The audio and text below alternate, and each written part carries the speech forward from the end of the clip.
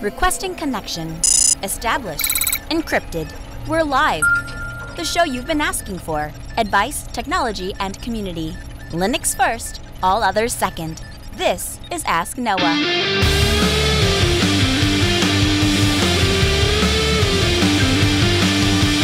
Live from Multispeed Technologies, the Ask Noah Show starts right now. This is the show where we came to do all the things on Linux they said couldn't be done and take your questions on how to do the same.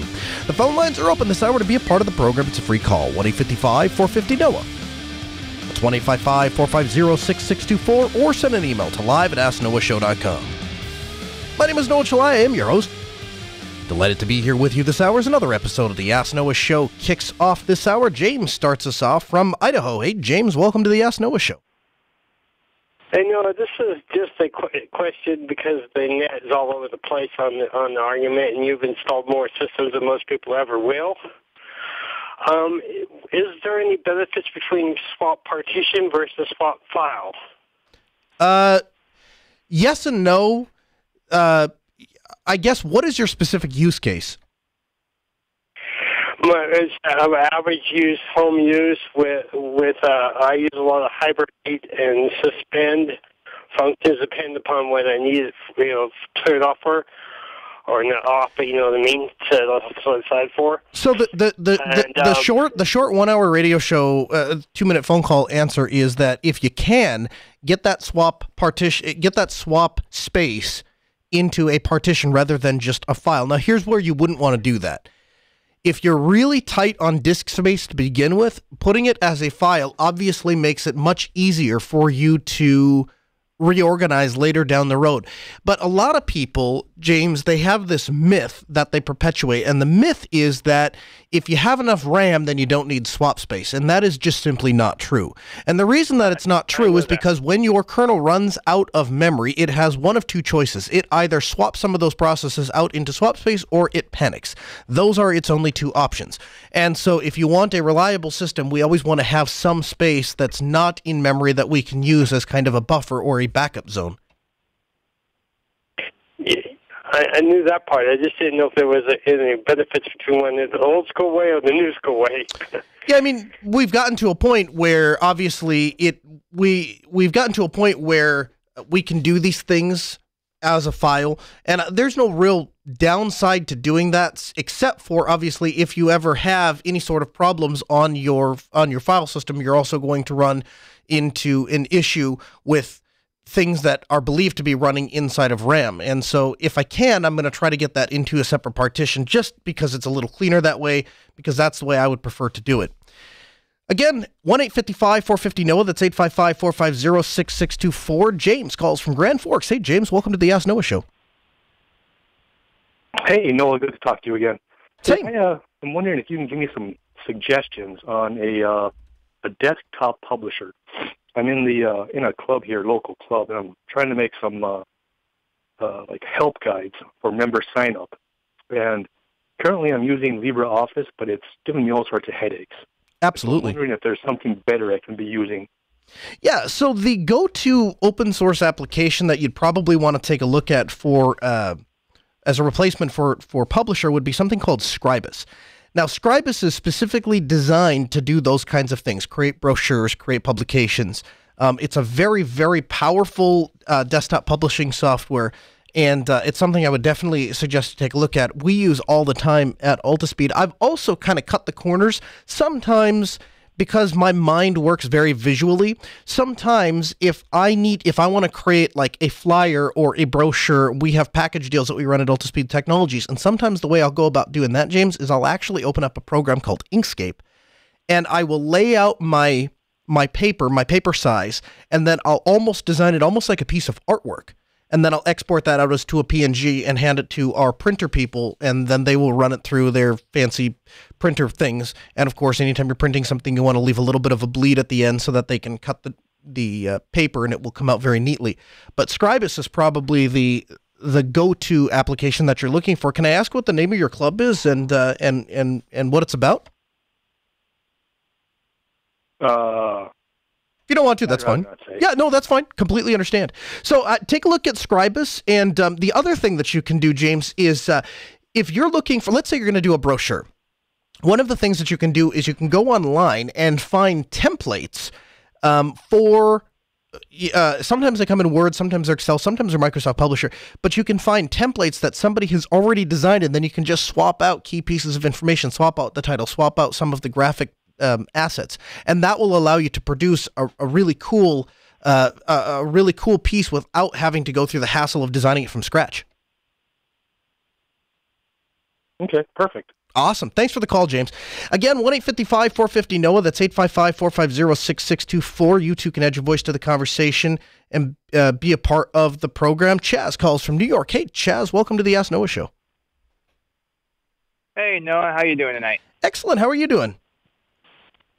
Well, I'm not at SHOT Show, so I figured I'd take my mind off that heartbreak by talking Linux with you. Are you really at SHOT Show? No, I'm not at SHOT Show. Oh, okay. I'm taking my mind off that fact. I see. Okay. Yeah, I'm depressed about it too. One of these years I am going to make it. Same here.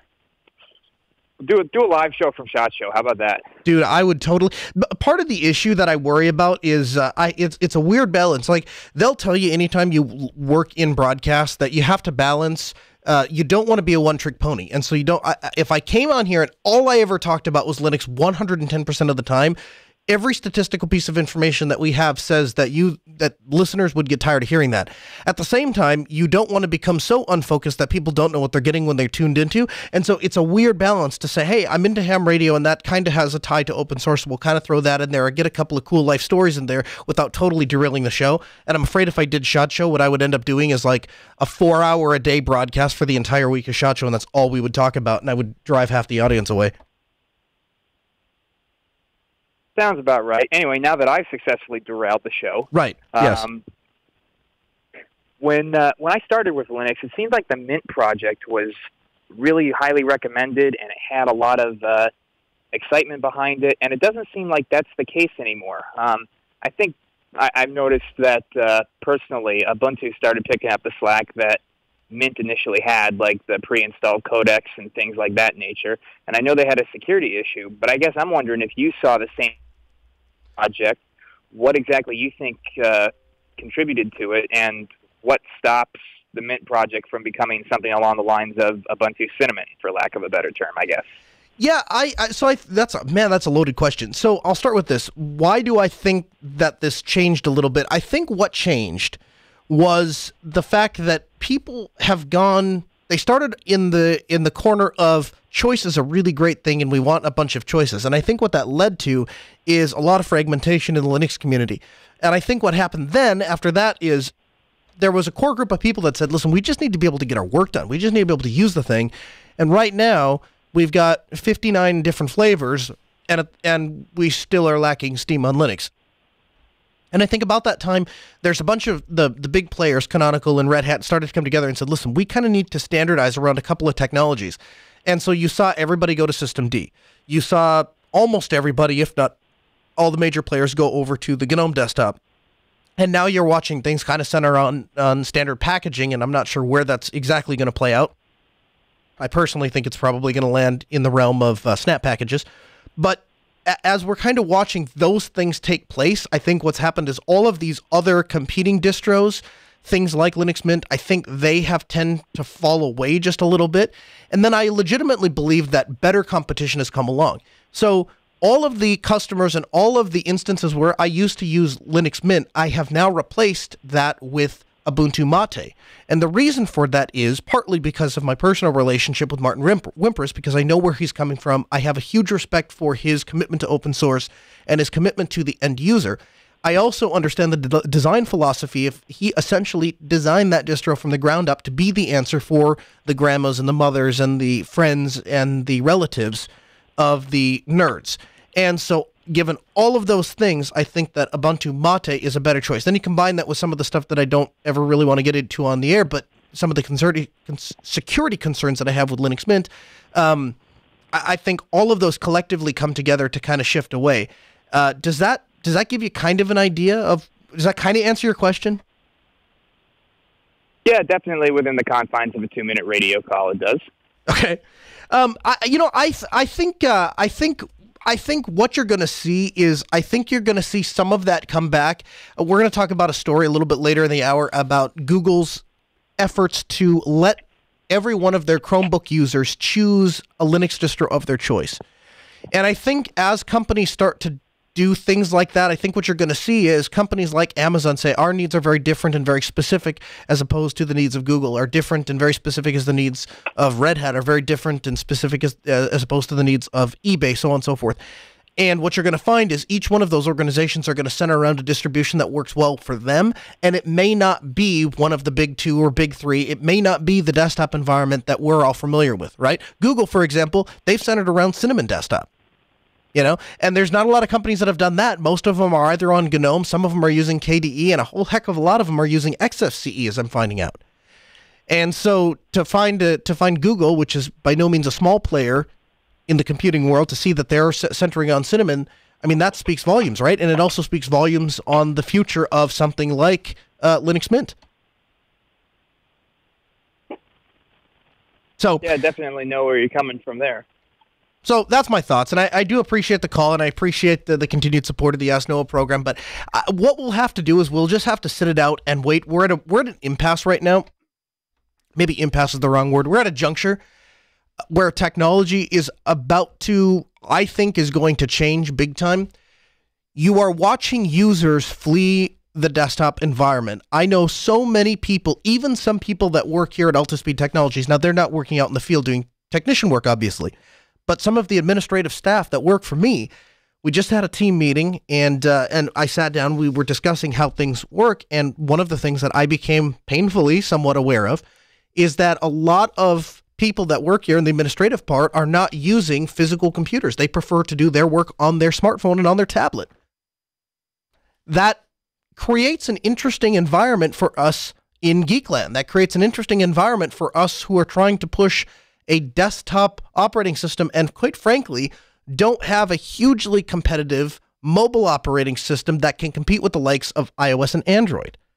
I'm not saying that we're not in that space at all, and I'm not saying that there isn't a very established user base for things like Ubuntu Touch. But I am saying that your average Joe on the street, that today, Ubuntu Touch is not for them. A month from now, Ubuntu Touch probably won't be for them. Now, we're going to see where Samsung takes things like the Dex project, and maybe that gets us to a place where we have desktop Linux has reinvented itself in a mobile sphere. Maybe we get to a place where Google starts to back Chromebooks and people start to look up and go, you know what, I can use a tablet, I could use a smartphone, but to really get the amount of horsepower and work that I need to be able to get out of that device, I need to pair it with a pointing device like a mouse and a physical keyboard. And if I've gone that road, I would rather just spend $200-300 on a Chromebook. If that ships with a desktop Linux operating system and they have the things like local storage, and we get something like our second caller today, where he starts asking about how do I do desktop publishing, and now that becomes an option on a $200 or $300 piece of hardware powered by open source. Maybe that changes this discussion a little bit. But today, I don't know that anybody can predict where we're going to be 5 years from now. But I really believe that we are at a place where our decisions today are greatly going to impact our ability to claim prevalence on the desktop environment tomorrow. And I think that starts with people like you who are sitting there trying to learn more about this operating system that we kind of center around, trying to learn more about that technology. Interestingly enough, I had an experience this week that I wanted to share with you about desktop Linux. I truly believe that it doesn't really matter, or it is not indicative of much when you have very passionate Linux people that are doing very cool things with Linux. It means something to us other geeks because we go, oh, look what you did with the Raspberry Pi. I would like to do something with the Raspberry Pi too, and now I've learned from you. It's valuable in that respect. It's not valuable from the aspect of, oh, that is changing the market dynamics.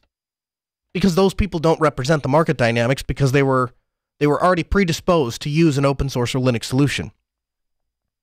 So where I really see some value, where I really see change, or where I really see something that is indicative of market change or industry change, it is when somebody who is not predisposed to open source or Linux decides that they are going to choose open source and Linux. And that happened to me this week.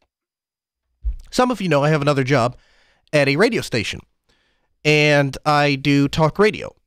And I'm becoming more and more involved with that organization, KNOX and Leighton Broadcasting, and I'm having an absolute blast. And my boss came up to me and he said, listen, here's what we'd like to do. We would like to go out to a sporting game, and we would like to broadcast essentially as a TV station, because our local TV affiliate has left town, and so Grand Forks, North Dakota no longer has a TV station. Leighton Broadcasting is one of the largest broadcasting organizations in this area, and so they saw essentially an entry in the market and said, we want to fill that need, because there is a viewer base, a listener base out there that would like to take advantage of that and would like to watch these local sporting games. Now, I don't know anything about sports, like nothing. I look at a sporting event and I just hope that the team that we like gets the object to the other end of the court that they are playing at, because that's the extent of my knowledge of sports. But you know what I do know? I do know broadcasting and I do know Linux. And so I said to him, I know exactly what technology you need to use to be able to facilitate this TV style quality broadcast. He says, listen, I don't really care about the technology. I just want you to make it work. So go out, put something together, and let's go ahead and do this event. So with about 3 days notice, we put together a Ubuntu 1804 machine running OBS, brought some camera shots into it, compiled the shots inside of OBS, had a community member, Justin Campbell, created some overlays for us, and we went and did an event. And when we got out on site, and I set the device up, and we started to look at it, my boss looked at me, and he saw what the overlay was, and he goes, that's what's going to go out over the internet? And I said, yeah. And he looks at me and says, man, this looks like a professional TV broadcast. I mean, I thought we were going to have a little webcam, and we're going to send it over Facebook Live. And you're telling me that we have the ability to send this to our site with our graphics, we have our transition with our logos, and all of this stuff is being done. How many tens of thousands of dollars did this stuff cost? I said, yeah, it didn't cost anything. Turns out there's a whole community of people that put all of this technology together for you and is going to allow you to use it at no additional cost to you. And that blew his mind. I mean, absolutely blew his mind. So we went ahead and did the broadcast.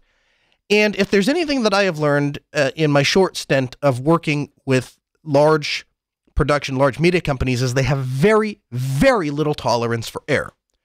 They don't care why. It can be the most justified reason in the world of why something didn't go off, why a broadcast didn't happen, why a broadcast was late, why a given element of a broadcast wasn't present. There's a number of different reasons of why that can happen. But what you find is that they have very little tolerance for the why. All they want to know is, did it happen? And if not, you've screwed up, you failed. And so now we failed.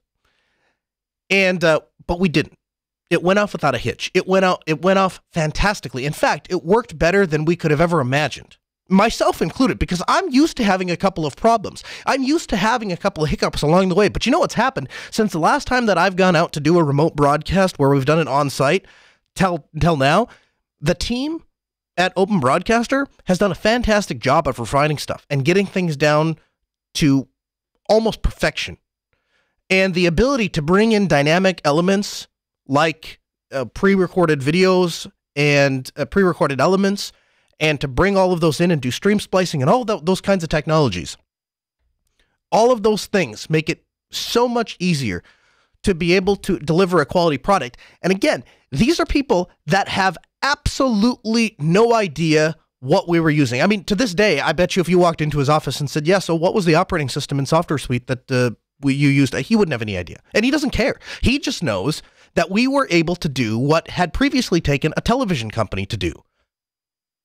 And now we are able, as a radio station, now we're able to compete in that level. And the reason that we're able to do that is because of the community. Now, this coming week, we're going to try something a little bit more complex. We're going to try a multi-camera shoot. We're going to have dedicated camera operators. We're probably going to have some increased audio complexity because we're going to try and bring some of that stuff in over IP and send it out over IP and do some different transcoding things. But I think it's going to work. And the radio station has already begun discussions about actually purchasing equipment to do this. And what it tells me is I didn't approach them with this idea of, hey, there's this particular software platform that I'm very passionate about and that I've had a lot of experience with and that I've seen do some amazing things. That was never my motivation. I was just sitting at my desk doing my thing when my boss asked me, hey, can we accomplish this task? And something that would have taken tens of thousands of dollars previously to do, we're now able to do it on practically no budget at all. And I think that is really, really important. And it's a great lesson for us in the Linux community. Because what it lets us know is that is indicative of the future technology. That is indicative of the future of desktop software. Up in the latter half of the program, Ken Moore is going to join us. We're going to talk about the Lumina desktop. But first, we stop at our Linux Newswire newsroom with Eric the IT Guy. Here he is. From the Linux Newswire studio, this is the Weekly Roundup with Eric the IT Guy. Hey Noah, happy to be with you this week, and here are your Linux and open source headlines. Unit 42, a division of Palo Alto Networks, disclosed a new Linux-based malware named Rock. Rock is a new evolution of malware designed to remove agent-based security products, prevent other malware from being installed via IP table rules, hide its running processes, set up a cron job, and in an unusual twist, removes crypto mining software before beginning to mine Monero itself. Unit 42 says Rock utilizes flaws in Apache Struts 2, Oracle WebLogic, or Adobe Cold Fusion. So far, Chinese-based Alibaba and Tencent have had their cloud infrastructure affected by this malware. No other attacks have been reported to date, but according to Unit 42 are expected to increase as this type of malware becomes more prevalent. After 15 years as a project, the 1.0 alpha for the cross-platform open-source vector editor Inkscape has been released. Supported on Mac, Windows, and Linux, Inkscape handles SVG files. Inkscape is typically useful for logos, diagrams, and charts. Major features of 1.0 include improved high DPI support, increased PNG exporting, and an updated version of GTK+. While this version is only an alpha, the full version will be released later on this year. Also of note, version 0.92.4 was released this week as a maintenance update, including bug fixes, improved printing support, and support for aligning multiple objects as a group. Canonical released Ubuntu Core 18 this week. Based off of Ubuntu 18.04 LTS, Ubuntu Core is Canonical's stable, secure offering for IoT devices. Core 18 comes with 10 years of support and a drastically reduced package list, which will greatly limit the attack surface on IoT devices utilizing Ubuntu Core. Furthermore, Core is supported by Snapcraft, providing immutable, digitally signed snap packages, which will allow the devices to be updated easily and safely over their lifetime. Google has been fined. Again. This time for $57 million for violations to the GDPR. CNIL, a French data protection authority, has been investigating the advertising giant since GDPR went into effect last spring. The conclusion to the investigation was that Google is, quote, not being clear enough about how user data is collected and subsequently used. The tech giant has not yet formally filed an appeal. However, this is not the first time Google has been fined under the new General Data Protection Regulation passed in Europe. Google was charged a $5 billion fine last year for antitrust violations by its Android platform. Further updates on the story are still forthcoming, and it will be some time before the full implications of GDPR on global companies trying to do business in Europe is realized. But for now, for LinuxNewsWire.com, I am Eric the IT Guy. Now, Noah, back to you. Thank you, Eric. Our next update from Eric the IT Guy will be next week at the bottom of the hour. Eric joins us every week to give us a weekly roundup on Linux news headlines, and we appreciate having them here. Now, my next guest this hour, Ken Moore. He is the senior developer for the Lumina desktop and a guest this hour on the Ask Noah Show. Hey, Ken, welcome to the Ask Noah Show. Hi, Noah. This is Ken Moore. Hey, good to have you. So, we talked a little bit about the Lumina desktop back, I believe it was in July, but yes, a little bit. But we did a very high-level overview. I guess let's start by just kind of re-summarizing that. For anybody that's not familiar with the Lumina desktop, give me the 30-second elevator pitch. If they haven't heard of it before, what is Lumina? Okay, Lumina is a standalone or from-scratch desktop environment using Fluxbox as the default window manager, although that can be swapped out with a few other ones. It's completely written in C++ using the Qt5 libraries for graphical effects and graphical things, but it's from scratch. It doesn't use any of the existing toolkit support that comes from Linux, such as ConsoleKit or dbus or HowD or anything like that. It was written primarily for the BSDs, but can easily be run on anything. Linux, BSD, I guess you could even run it on Solaris and some of the other things too if you wanted to. But I suppose that's a general overview of just what it is. So what happened was there was a bunch of really awesome people that decided they wanted to take the Lumina desktop and combine it with the power of BSD to create a desktop operating system specifically designed around BSD, and that is Project Triton. Is that correct? Yes, that is correct. So give me Project Trident. No, that was going to be my next question. So tell me a little bit about Project Triton. Okay. Project Trident, if you're familiar with the TrueOS desktop from a while ago, TrueOS shifted their focus beginning of last year to focus more on the underpinnings of the operating system itself, specifically in fixing and making FreeBSD itself more available and less focusing on the end-user applications like the desktop environment, like graphical utilities and other things and extra utilities.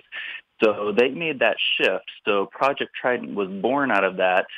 It was created by myself and a few other people, had worked on the TrueOS desktop to continue with the desktop focus for FreeBSD, but to continue it as a distribution of TrueOS using their brand new distribution framework.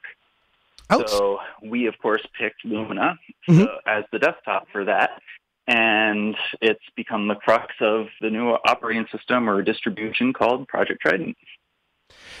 We talked about Trident back in July. Why the 6-month delay? What have you guys been working on?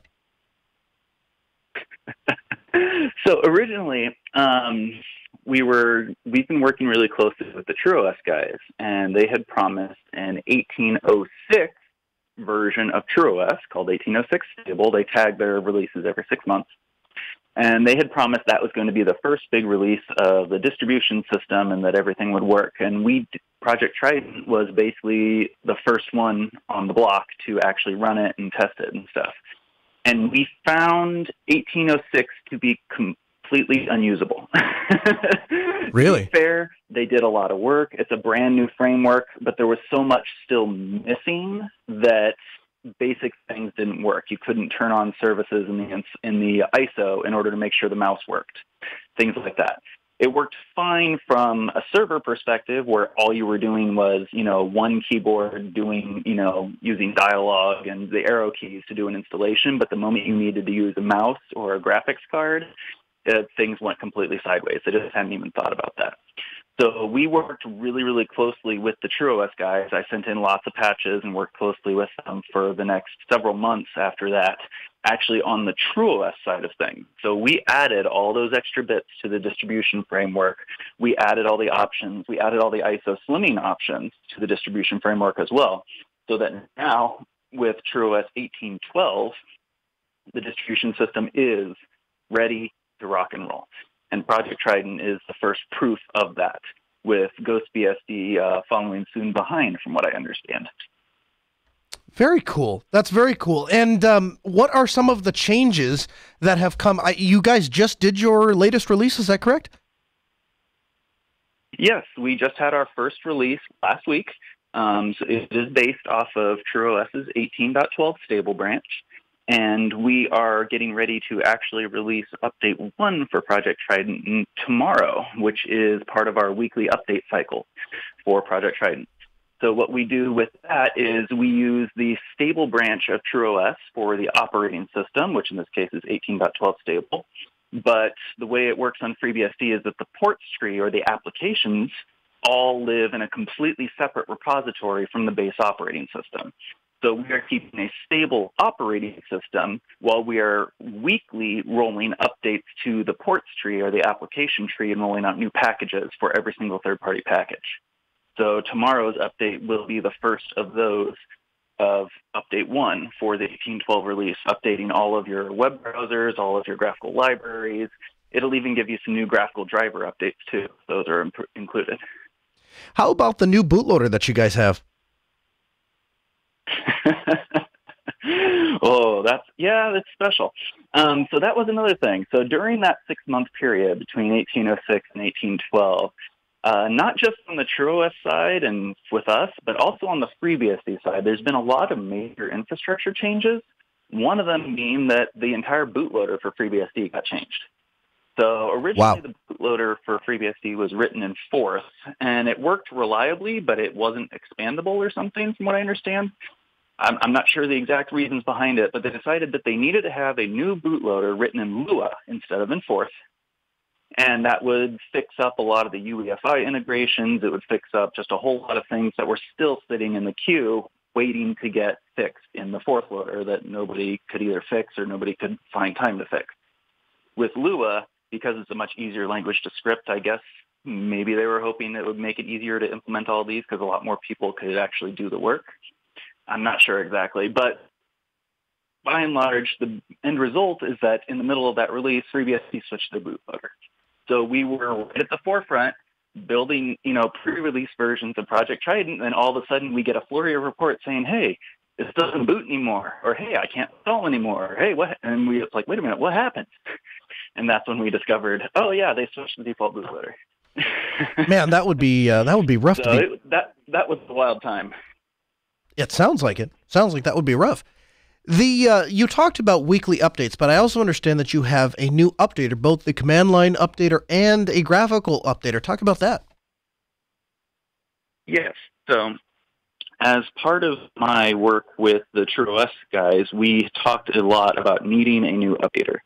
For those of you that are not aware, let me just give you a quick bit of history. The update utility that we've typically used on TrueOS for the past 2+ years or whatever, is called TrueOS-update. It is a completely shell-based script to just find the packages, load the packages, create a new boot environment, install them all in there, and do its thing. In order to make that work properly, there needed to be a lot of hacks, and the shell script called TrueOS-update kept getting bigger and bigger and bigger and harder to maintain. So we've had a lot of discussion among the TrueOS team and myself about needing a better way to do updates that still gave us the ability to perform updates into new boot environments, because that's where you get your safety with upgrades. If anything goes wrong, all you have to do is reboot your system to get back to the way it was before the update. Awesome. So it provides that failover mechanism that we needed and had come to rely on. So there is a new utility that Chris Moore wrote for TrueOS. It's actually in the TrueOS organization on GitHub right now, called SysUp, SYSUP. It is a complete updater for FreeBSD built around the base package system, which is new with FreeBSD. And it is completely written in Go as a static binary. He had to pick the Go language because as an updater, it has to be completely self-contained and standalone so that it updates things like libc, which almost everything will use one way or another, independent even from that. So I think we just lost you, Ken. Maybe you can give us a call back. That was very interesting to hear what you were saying. We'll run to the phones real quick. 855-450-NOAH. That's 855-450-6624. We'll wait to get our guest Ken Moore back. Hey, Sam from New York joins us. Hey, Sam, welcome to the Ask Noah Show. Hey, Noah, what's going on? How are you? Hey, pretty good. How you doing? I'm doing just fine. How can we help tonight? I was gonna say, big fan of the show. I love your presence on the Destination Linux show. I was a question regarding system administration. I work tech support in a software firm in New York. I do a blog site on the side called Musematic.net, and I also help out with Ubuntu OS with Simon Quigley and Walter and Fam. And I have a question regarding just open source projects. What are the best open source projects to get into, especially if we are considering like system administration and stuff like that, or even just the best commands to know? So, great question. That's a great question. Yeah, that's one that we've not had before. So what I would tell you, what I always tell people when they say they want to get into a given career, they want to get into a given line of work, what I always tell them to do is offer a sample of your services. Sometimes that's not always affordable to do. But one of the things that you can do is you might approach one of those projects and say, hey, you know what? Do you guys need a server that you need administrated? Maybe it's a Discord server that they're using for their community forum. Maybe it's a Mumble server. Mm-hmm. Maybe it's a Fabricator instance.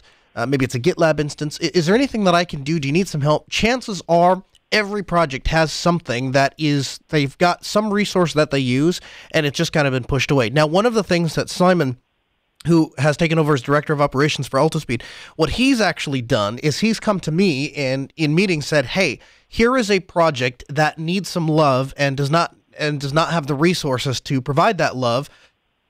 Is Altispeed willing to step up and help? And so what we've done is we've just flat out given it to them and said, all right, you need a server to host X or you need a server to run Y. We will just hand you the server, hand you the disk space. Here's the IP address. And in certain cases, we've said, just tell us what you need, and we will even supply the administrators to get all of that stuff up and running. And I don't want to call any of those projects out by name, but because it's not about patting myself on the back, it's just to say that that's what we've done to enter that space, is just say, here's a sample of our service. Now, we do it for a slightly different reason. We're not trying to necessarily earn business. We just see a need and we want to help and we want to give back. But in your case, if you used the DigitalOcean code do.co/DL, you could get $100 credit. That will provide a heck of a lot of server infrastructure for a given project. It would be no money out of your pocket.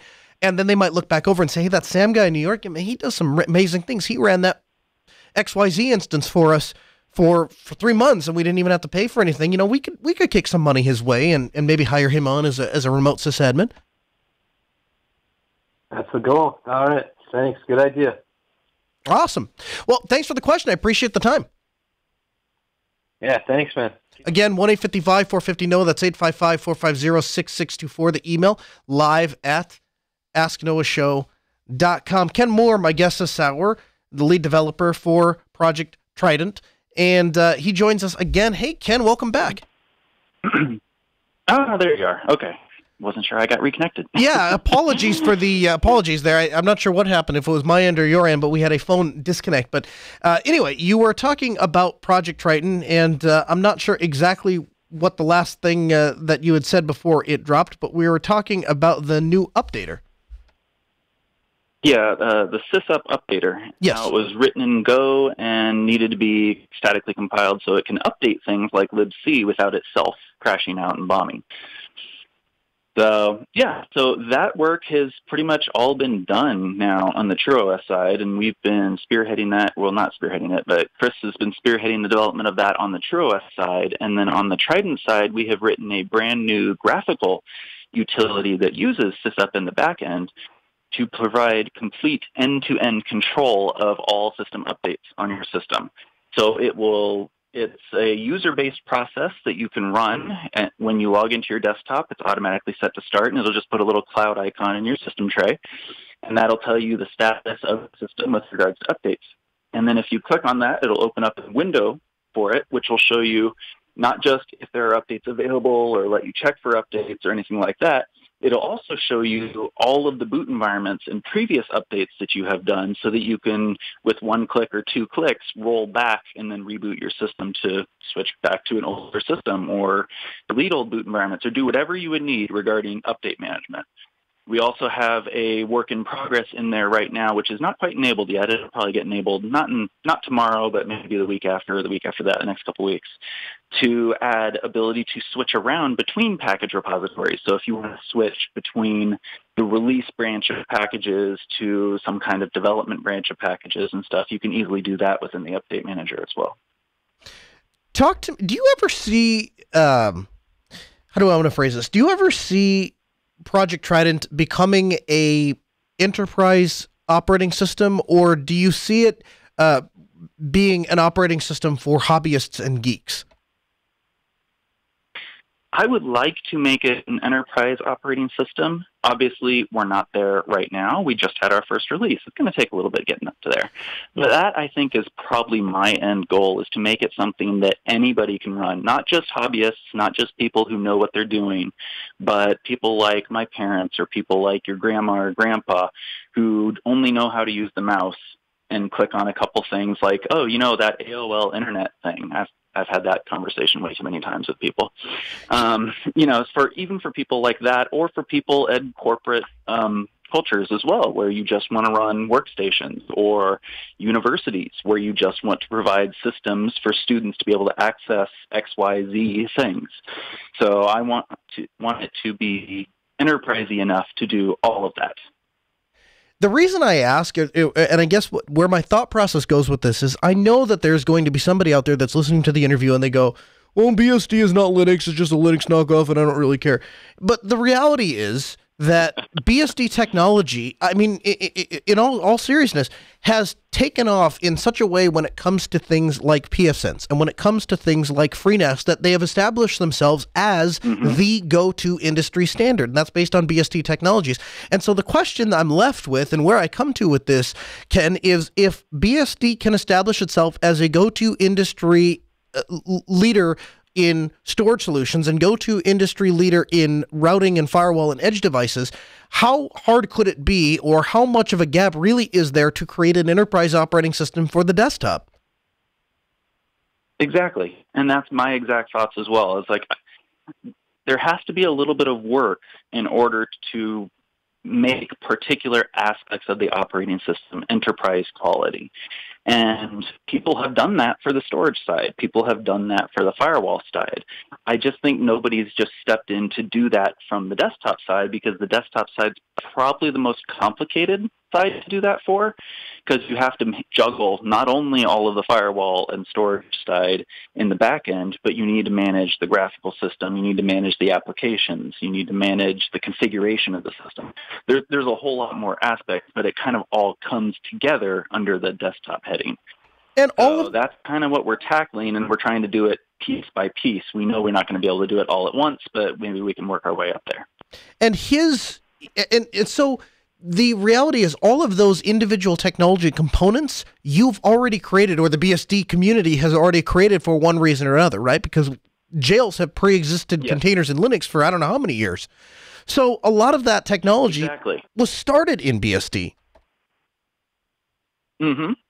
Yeah, all the pieces are there. It's almost like somebody just needs to write the final administration glue to connect all the various pieces that were already created on the BSDs and run perfectly fine on the BSDs. They just need to make them easy enough for mom and pop to be able to use without actually using the command line.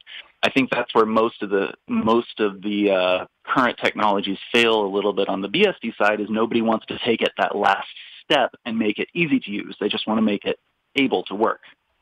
And it works well when they do that, but then somebody else has to come along and do that last step to make it easy.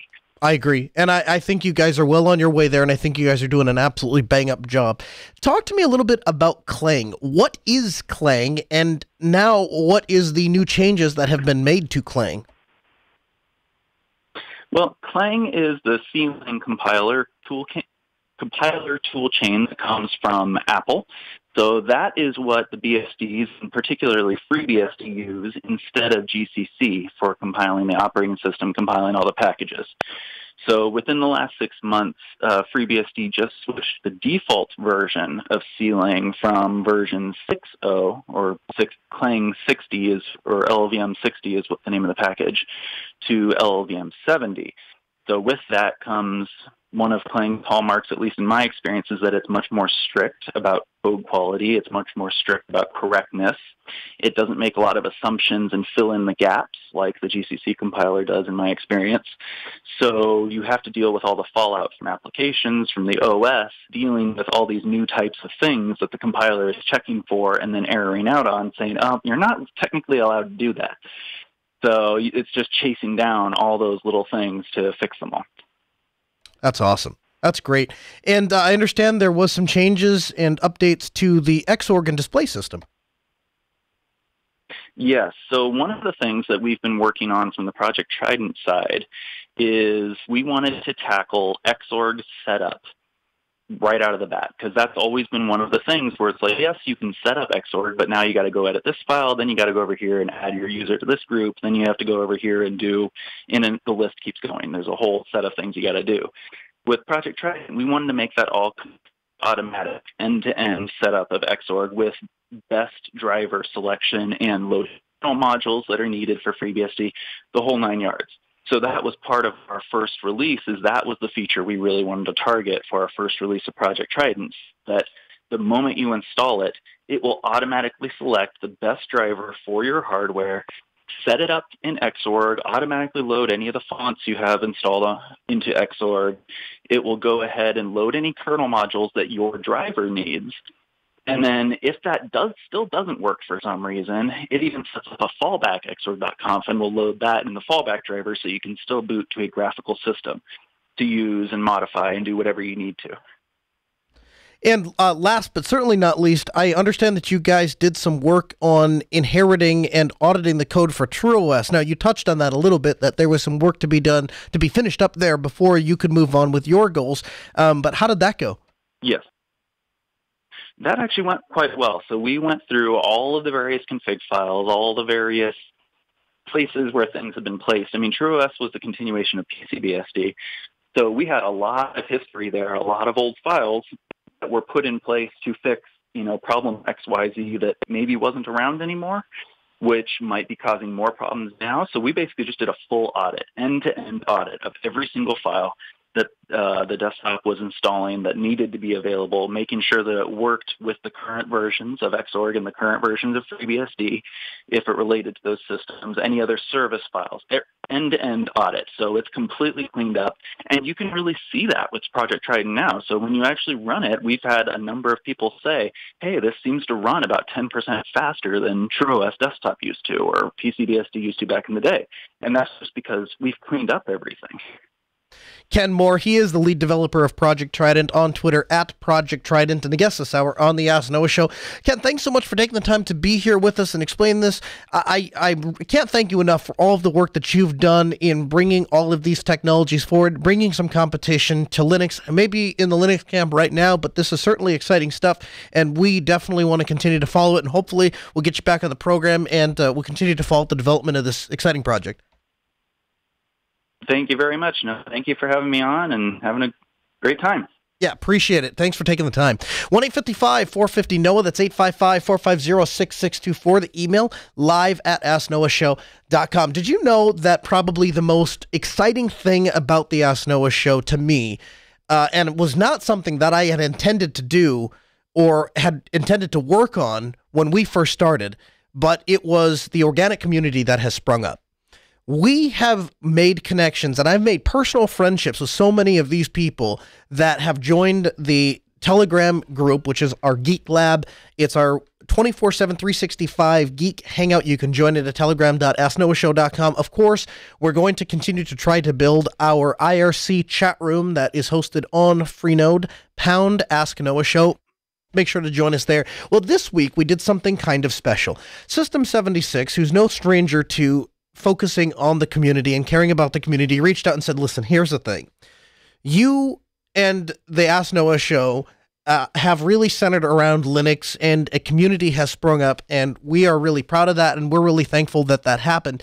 And we understand that without the community, we just wouldn't have a job here at System 76. Like, we need a community of Linux users to create a market to buy the product that we're trying to make. Like, that's who we care about. That's who we serve. And so if there's a large enough gathering of Linux enthusiasts, then we want to make sure that they understand that there is a company out there that is working to create a computer just for them. And so as a thank you for the community, no questions asked, nothing needed. In fact, all of this, I'm just telling you this, it wasn't part of the discussion at all. They said, hey, what we'd like to do is we would like to give something away to that group as a congratulations to crossing the 1,000th threshold. And so this week, what we're going to do is we picked a winner for the $250 gift card that's going to be given by System 76. We'll also be calling the thousandth winner and the 1024 winner, because there was a bit of a discrepancy inside of the group. We originally said that we were going to give a $25 Amazon gift card to the 1,000th user, and then a bunch of people in the group said, well, what about 1024? Like, that's a huge nerd fail, so now we're going to do both, okay, because we have to win. But so that's what we're going to do. We're going to see if we can get our contest winner for the $250 gift card. Queen Bedazzle herself will join us on the Ask Noah show to congratulate him. See if we can get him on the phone.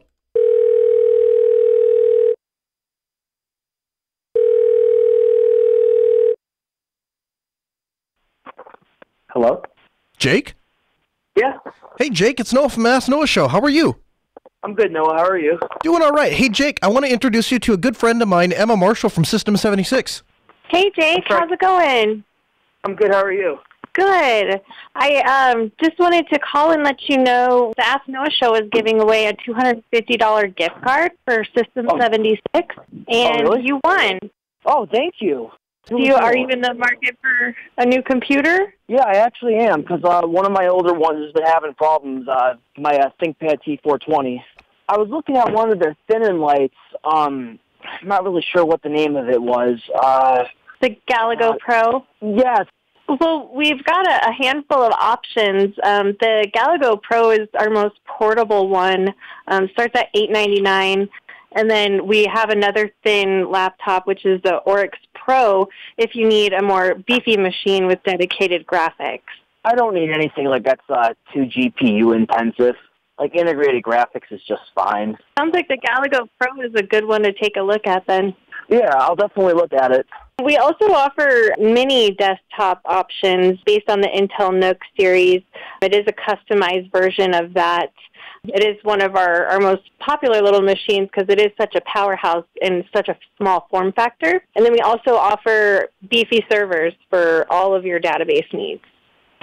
I'm really just leaning towards just like a laptop, just something lightweight that's just good for like office work, like, like LibreOffice, just like eBay, just like pretty much a lot of web browsing stuff. Like, I don't need something that's like too, powerful. Just something that gets the stuff done, I completely hear you, man. You know what? The great thing about System 76 is that they have laptops that will meet your needs no matter where they are in the power spectrum or in the budget spectrum. So, Emma Marshall, Jake, congratulations once again for the $250 gift card given to you by System 76. We'll put you back on hold and get you in contact with System 76. They'll take down your particulars, and hopefully that lands you with a really nice brand new System 76 laptop, a machine born to run Linux. Thank you again. Appreciate it, guys. Thank you so much. It means a lot to me. Yeah, you bet, man. 1-855-450-NOAH. That's 855-450-6624. Joey, Virginia. Hey, Joey. Welcome to the Ask Noah show. Hey, how's it going?